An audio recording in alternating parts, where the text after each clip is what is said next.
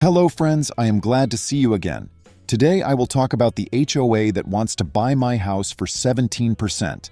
I didn't think the first time I'd see a man in a tailored suit step over sheep pellets would be the day my patience with a certain brand of suburban royalty would expire, but there he was. Handmade loafers sinking half an inch into clay, shoulders square like a football coach who never learned how to relax, sliding a silver business card case open with the kind of flourish designed to make you forget he'd just trespassed. "Name's Zane," he said, like it should mean something. "I speak on behalf of the association." I didn't shake his hand. I pointed to the bright yellow sign on my fence.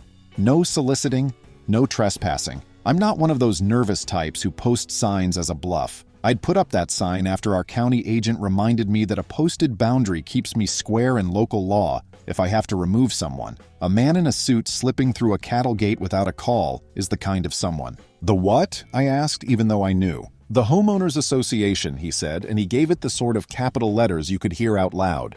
"They sent me to handle your situation." "My situation," I repeated as my flock shuffled and muttered behind me. The sheep didn't like strangers. Honestly, neither did I. Did the association buy boots for this situation? Zane glanced down at his ruined loafers. His smile didn't reach his eyes. "Look," he said, "let's be direct. Your farm, this wedge here along our entrance road, was never meant to be agricultural. The association has plans to improve community access. It'll be a commercial parking lot, community use, very tasteful. We've had it in our development plan for years." "Your development plan doesn't cross my fence," I said. He produced a folder like a stage magician, fanned out a glossy rendering of fountains and potted shrubs and cheerful people backing SUVs into angled spaces. My farmhouse was missing from the art. The pasture was a rectangle of textured gray, parking stripes marching like an invading army right up to my pond. "We're offering you 17% of the minimum appraised value," he said, as blandly as if he'd asked for extra napkins. "It's a take-it-or-leave-it number. Market is soft for, well, what you have here." My laugh came out like a bark. 17% of the minimum appraisal? I said. "That's not an offer. That's an insult with a decimal point." Zane's eyes stayed cold.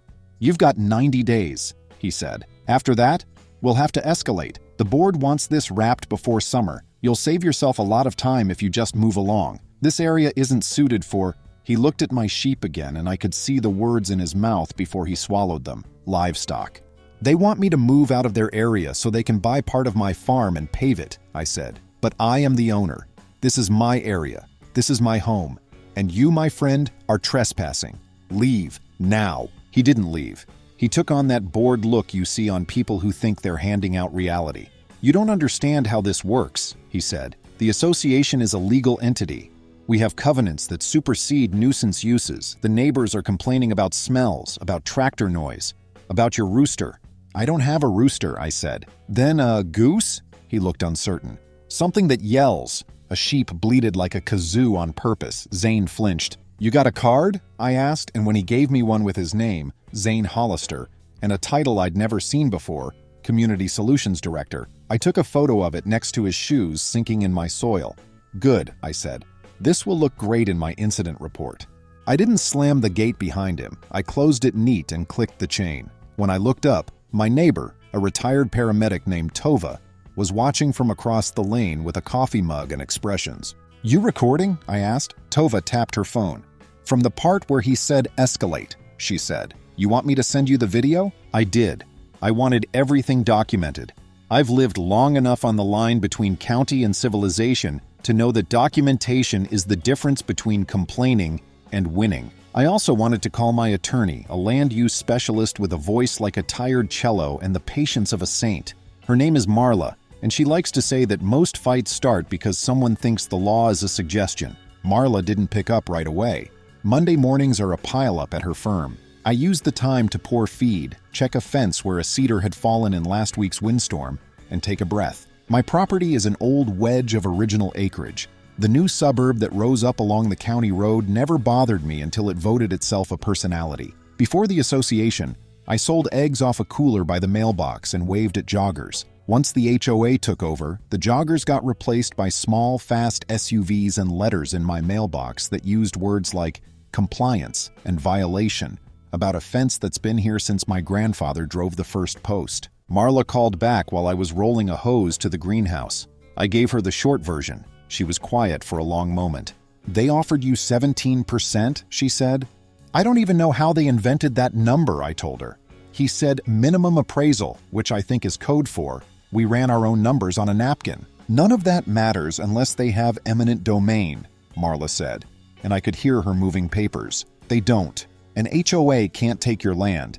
At least not here. They can buy. They can bully. They can lie. They can try to annex, but they can't condemn. The county can, the state can, not them." "I figured," I said, even though my heartbeat had been drumming loud enough to make it hard to think. "He kept talking about covenants. Do you have any?" she asked. "Not that bind me," I said. "My land predates their subdivision. My deed's older than their bylaws. The county clerk has my survey on onion skin paper. My property is zoned agricultural. I've got a right to farm notice recorded with the county, and I ran my last year's receipts through the federal program to keep my agricultural exemption. I'm legal." "Good," Marla said. "Then we play offense."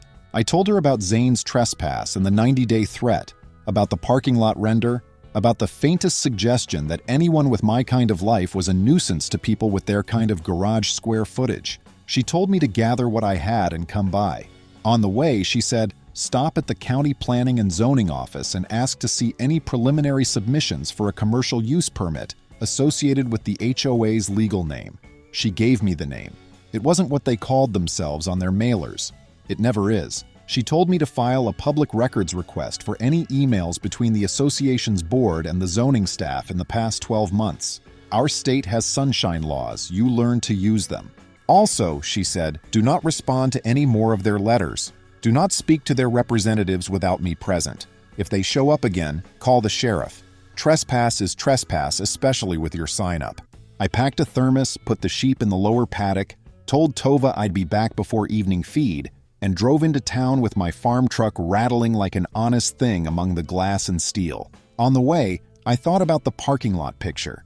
The artist hadn't just erased my house. They'd flattened the slope, pulled my pond into a decorative oval, and placed an ornate sign where my grandfather had planted a pecan tree. It's one thing to imagine change. It's another to see your life replaced by a place for people to wait in idling cars while kids get ice cream. Planning and zoning lives in a brick building that used to be the library. The receptionist knows me by sight. Farm folks show up every spring to ask how big a hoop house can be before you need a permit.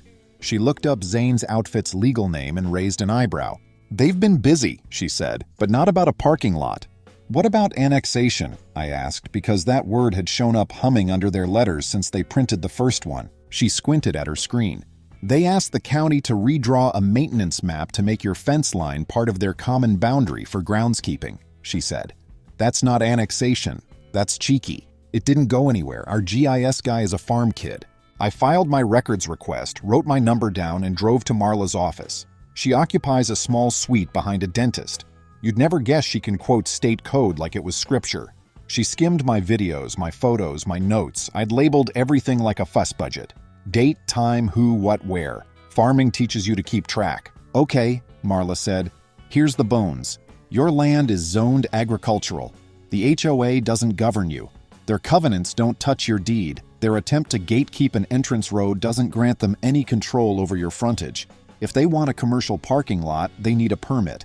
They can't get one on your land without consent. They could try to buy a strip, but they'd need a proper appraisal. Any attempt to harass you out of your rights is going to look like tortious interference, maybe harassment, maybe trespass. The right to farm statute protects you from nuisance claims about smells or noise, so long as you operate within accepted practices, which you do. So the plan is to make this expensive for them to be wrong." "Expensive how?" I asked. "We'll put them on notice," she said. "Certified mail. We'll ask for their legal basis for each statement. We'll request that all future communications go through me. We'll warn of potential claims if they continue. And we'll file a trespass complaint about Mr. Hollister. Then we wait for the sunshine releases from planning and zoning.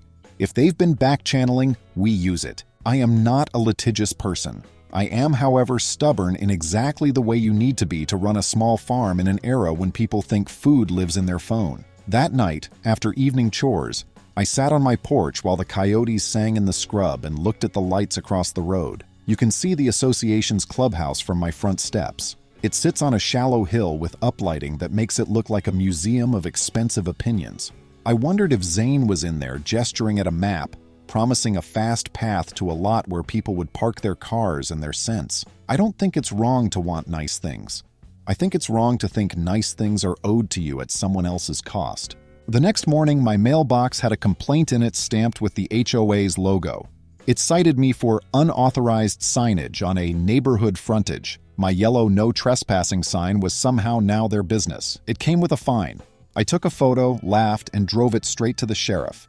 Deputy Hahn picked it up with 2 fingers like it might stain. "This your mailbox?" he asked.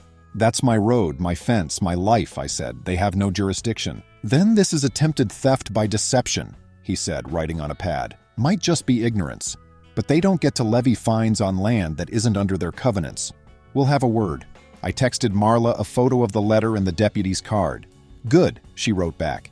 "Every paper they lay creates a record. Records tell stories." 2 days later, a white truck with the HOA logo rolled up and parked, partially blocking my driveway. A man hopped out, left the engine running, and started photographing my front porch with a tablet. I stepped out with my phone in video mode. "You on my property?" I asked. "Common area inspection," he said. "Say that again," I said, and he did. Tova, who heard the truck before I did, was already standing by her mailbox on the other side, recording too. "You have 60 seconds to leave," I told the man, "or I call the sheriff for trespass." He glanced at the sign, at my camera, at Tova's phone, and then at the sheep, who had gathered at the fence like a Greek chorus hungry for hay. He left. Marla sent the first letter by certified mail that afternoon. It read like a scalpel.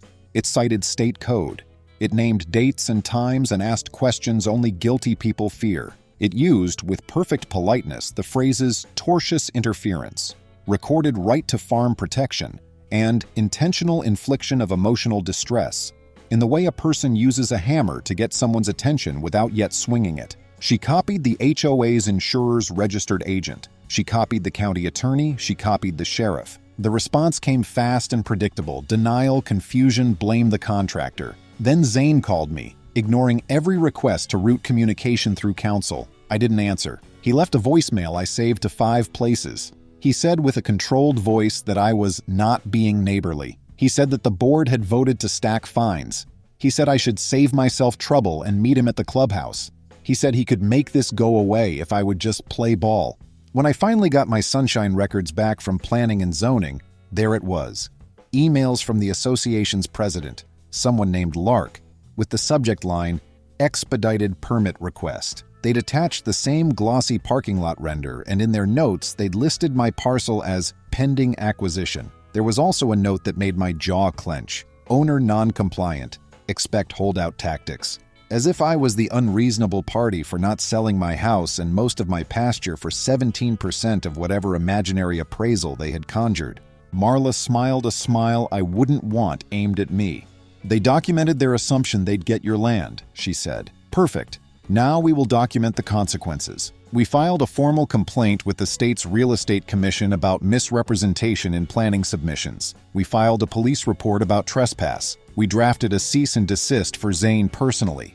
We notified the HOA's insurer that their insured was engaged in conduct likely to result in a claim. As Marla put it, insurers hate surprises. They will make the board choose adult behavior or higher premiums. At the same time, I called a surveyor I trust. His name is Ephraim. He's 70 and walks like his legs are levels. He came out, ran a line from the old oak to the iron pin by the culvert, checked it against the ancient plat and the newer county GIS, and gave me a stamped map with my boundaries highlighted in a red that looked almost cheerful. He also found something. A strip of undeveloped right-of-way the county had recorded back when the road was still a 2-lane. It was narrow, only 10 feet wide, but it separated the HOA's manicured entrance island from my fence by a skinny public ribbon. "Why does that matter?" I asked. "Because it means they can't claim your fence abuts their common area directly," he said. "There's a sliver of county in between. They got no claim to tell you what to do on your side of your line." I made 3 copies of that map. One went to the sheriff, one went to planning and zoning, one got tacked under the glass on my kitchen table. That weekend, I had the worst kind of visitor. A pack of SUV drivers cruising slowly by my fence, idling to take photos, kids hanging out sunroof holes like prairie dogs. One rolled down a window and yelled, "We're going to have a coffee shop. You should be grateful." The driver took a photo of my porch like he was collecting evidence of audacity. I waved. I did not invite them in. I went back to moving mulch. The following week, HOA letters escalated into what can only be described as fiction. They claimed I owed them for community amenities assessment. They claimed my mailbox violated neighborhood standards. They claimed my pond was unscreened water feature creating an attractive nuisance. That last one made me drop a fork in the sink. My pond is fenced. My gate has a latch high enough to discourage climbers. I run a sign that states, "Private property, no swimming, no fishing, no liability." Marla sent one-page responses that said essentially, "No, no, absolutely not. See attached statutes." She was a delight. So was Deputy Hahn, who stopped by to tell me that he had, very nicely, explained to the HOA that attempting to fine people outside their covenants could be construed as fraud. Their board president had a hard smile. He said, "You know the type." We would have continued in that rhythm, threats answered by law, trespass countered by a cruiser's slow roll, if not for the day Zane tried to inspect the drainage ditch that runs along the edge of my property. I caught him mid-hop over the culvert, one shoe already muddy. "You really don't learn," I said. "I'm here to document violation of stormwater compliance," he said. He produced a clipboard like it was a badge. "We've had reports of contamination. There are not many things that make me level my voice so flat it can be used to check a shelf, but accusing me of harming the creek is one of them. I keep a cover crop on my lower field. I compost correctly. I test runoff with litmus strips like a fussy scientist. I respect water more than I respect most people." "You got a lab test?" I asked. Silence. "You got water rights paperwork?" I asked. He blinked. "You got permission to be on this land?" He didn't. I recorded his retreat for posterity and a small personal joy. Tova clapped from her porch. We are a neighborhood, whether the board knows it or not. By then, I'd had enough. I posted a sign at my gate. "Right to farm in effect. State law section." I wrote the actual number. I posted another. "All communication through council." I started keeping my phone in a chest harness like wildlife photographers do because I am apparently now a wildlife that needs documenting. A week later, Marla called with a tone in her voice that made me sit down. "You've got to see this," she said. "Public records came through from a different request. You know that right-of-way strip? The HOA has been paying to mow it and build the county for reimbursement for years.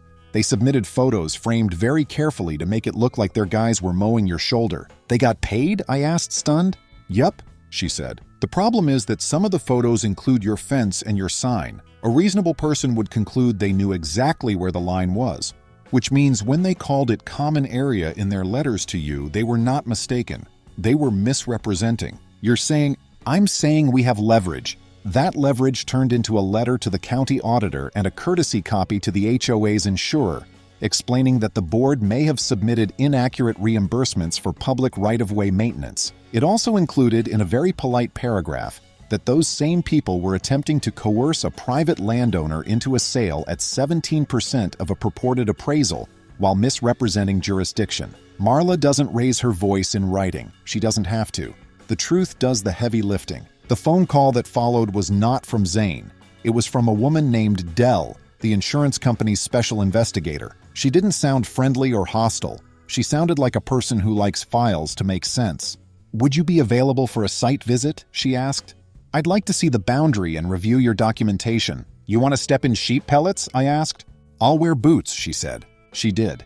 She also wore the expression of someone counting footsteps. I walked her down the line, showed her the fence, the culvert, the right-of-way strip. I showed her the yellow sign, the letters, the renderings, the sunshine emails, the map with the cheerful red line. I showed her the video of Zane declaring a common area inspection, while standing on soil my family paid taxes on since before his office existed. Dell nodded and made notes. She was careful with quotes. She didn't tray for gossip. She asked if I had a rooster. I told her I didn't. The sheep sang their chorus. When she left, she thanked me. "We take these matters seriously," she said. "Our insureds are expected to act within their governing documents and the law." I said, "I take fences seriously." That night, for the first time in weeks, I slept without waking to imagine headlights sweeping my porch. It didn't last. The next morning, someone stapled flyers to the utility poles near my driveway. "Community meeting, parking plan, your chance to improve access." The flyer featured my pond turned into a decorative oval again, with tasteful ducks. I texted a photo of the flyer to Marla. She texted back a single line. You want to make a public comment? I did. I also wanted to do something better than show up and read into a microphone while people shifted in their chairs. I wanted to show the board, the neighbors, and anyone who thought 17% was a good faith starting point that I wasn't a prop in their plan. I wanted to show them that I know the law, the land, and the rhythm of a fight worth having. So I made a plan that had 2 tracks. One boring and lawful, one delicious and perfectly within the rules. The lawful track. I pulled my last 5 years of agricultural receipts, photos, and operational logs, and assembled them into a right-to-farm compliance book thicker than a phone directory. I printed my water testing logs. I pulled the code section that protects agricultural operations from nuisance claims. I laid it all out, page numbers highlighted, citations tabbed, copies ready for anyone who asked. The delicious track, I started an event of my own. I called it Open Gate Afternoon. I printed small invitations and hand-delivered them to the houses on the roads that touch mine. Not the HOA offices, not the clubhouse, not the people who'd taken photos from their SUVs. I knocked on doors and said, if you want to see how your food is made and why your neighbor is not your enemy, come by Saturday at 2. I promised lemonade. I promised baby lambs to visit and a talk about fences and law and courtesy. I made sure to invite people who live in the houses that came before the HOA, the ones with peeling paint and gardens in front, and a lifetime of understanding what it means to live near animals. On Saturday, 50 people came. Lawn chairs ringed my front yard like a friendly jury. Tova poured lemonade.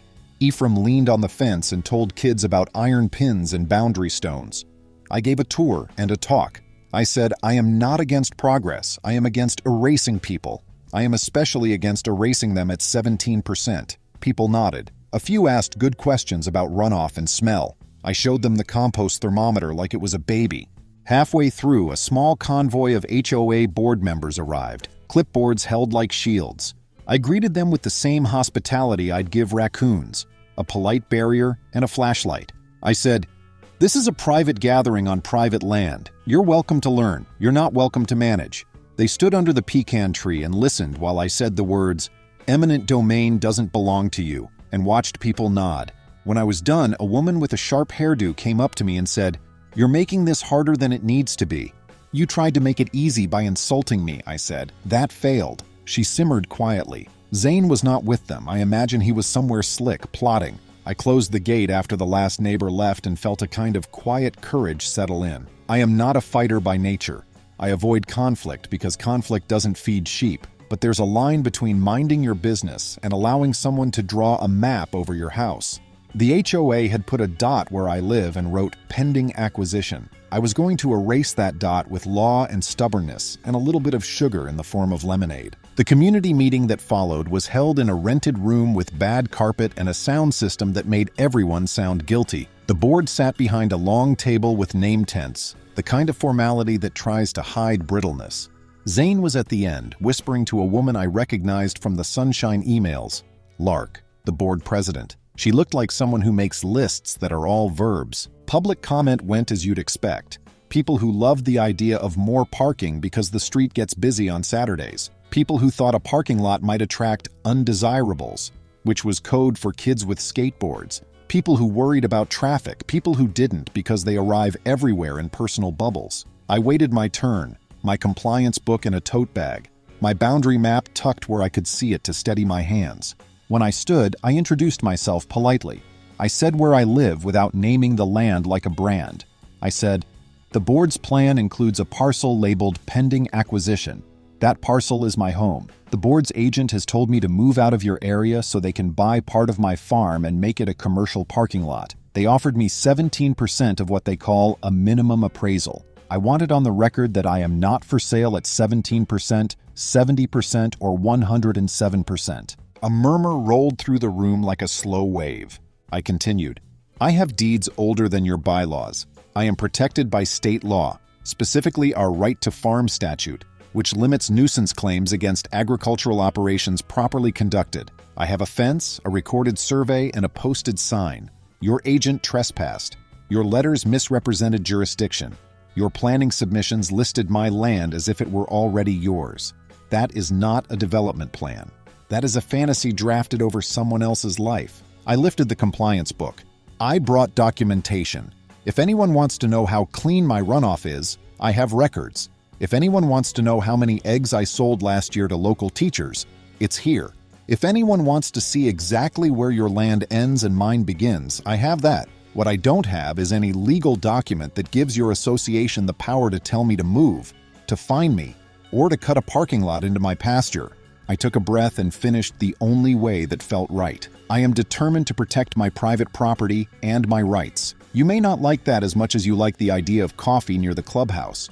But the law doesn't run on lattes, it runs on lines. That line got a laugh from someone in back and a few claps that gathered into more. The board whispered to each other. Zane looked at me like he was trying to decide whether I was a problem he could manage with tone. I stared at the carpet and wished it were grass. When the meeting closed, Dell, the insurance investigator, stood by the door waiting. She nodded at me. "We'll be in touch," she said.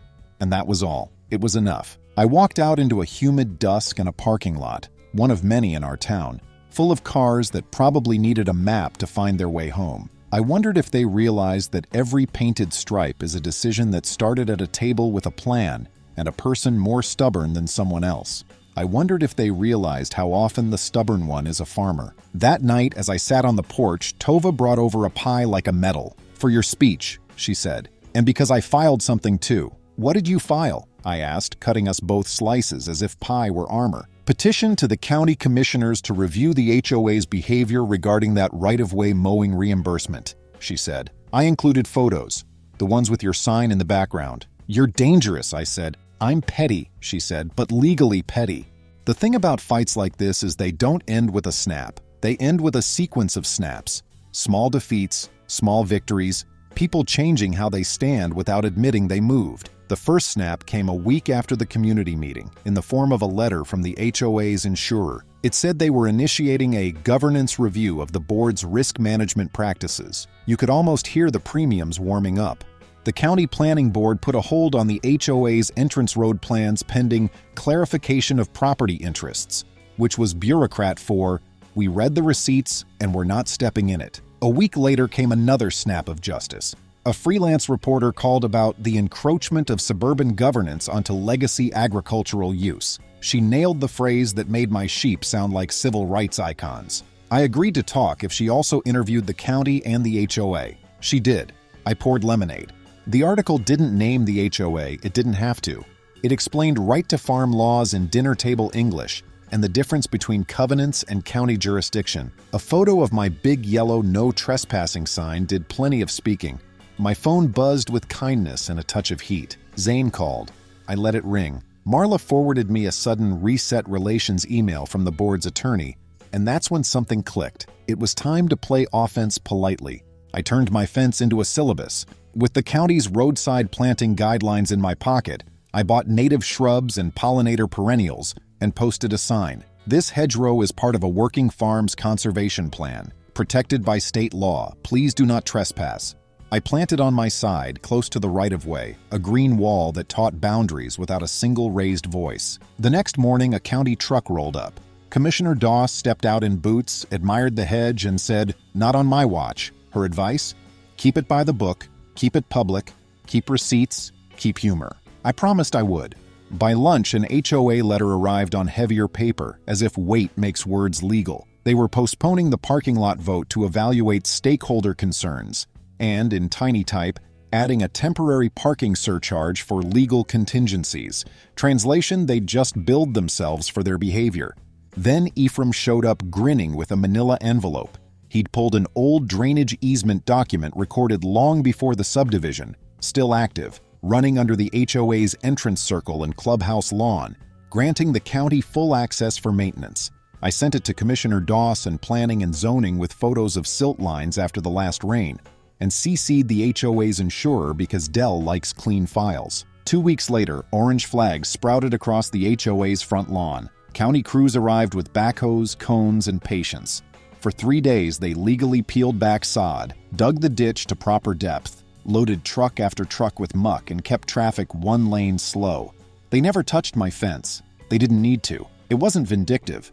It was maintenance. But it felt like a hymn hummed in diesel. Law doing quiet work. I brought lemonade. Tova turned the scene into fridge art. The morning after, my place went quiet in the wrong way. No fans, no clucks, no hum. Power out. The meter's zip tie was cut. The utility tech shook his head. Tampering. Deputy Hahn took photos and a statement. It took 6 hours and a stack of protocols to restore power while I babysat freezers with ice and prayer. That night, I drafted a statement for the next HOA meeting. Tampering is a felony, and whoever did it was bad at hiding. Zane was on leave.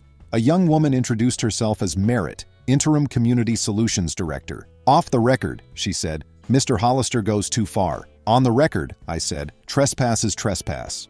Around then, Dell notified the HOA that certain insurance coverages were suspended pending review. 3 board members resigned. Their counsel requested mediation. Marla asked what I wanted. I said, an apology, a retraction, a written policy change, a donation to the county extension for agricultural education, recognition that my property is outside HOA jurisdiction, and reimbursement of my legal fees. We met with a mediator in a tie covered with tiny bicycles. I told the story clean. 17% offer, trespass, misrepresentation to planning staff, right-of-way reimbursements, the easement, the tampering. Lark, the president, tried words like miscommunication, then said the quiet part out loud. We assumed the holdout would not hold out once they realized who we are. I said gently, I am the owner, not a holdout. The terms came together. Apology and retraction, policy changes and training, signage at the entrance recognizing protected agricultural uses, legal fee coverage, and a donation to the extension in my name. Everyone signed like people lifting a heavy table together. The apology letter was almost art. It said regret, respect, no jurisdiction, and retract, and did not say 17%, parking lot, or move out. The entrance sign went up. You are entering a community adjacent to working farms. Expect tractors, expect animals, expect life. Be neighborly. I laughed every time I passed it. The county's review of right-of-way reimbursements produced a repayment plan and sterner minutes. Zane left. New board members started reading the second page. Meanwhile, Gus, a neighbor with a garden that shames cookbooks, discovered the HOA's back fence sat 6 inches inside his boundary. Ephraim measured. We wrote one plain letter. The fence moved. Gus brought peaches and wisdom. Don't anger a person who can sit still longer than you. You sat still where it mattered. The extension turned the donation into Neighbors and Acres, Saturday field classes for subdivision families and old-timers alike. We tested water, talked compost, and let kids run nitrate strips like detectives. At the fair, Bay showed 2 ewes that behaved like they'd rehearsed good manners. A yellow ribbon felt like sunrise. Life settled into better habits. The HOA partnered with a church for weekend parking and funded a crosswalk the county had begged for. My hedgerow filled, humming with bees and a brown thrasher that sang like a jukebox. The jar holding the cut zip tie stayed on my mantle labeled guardrail, not as a grudge, but as a reminder. By winter, apologies turned to rituals, repainted signs, calmer meetings, questions asked before demands. I spoke at their annual meeting, holding up a laminated right-to-farm statute. Boring wins, I said, and people laughed the way rooms laugh when they've learned something the hard way. Lark, now treasurer, told me, you made me better at this. I told her the same. Spring returned with monarchs above the hedgerow and a note from the extension. 24 soil kits, 2 school visits, and more questions than we had any right to enjoy.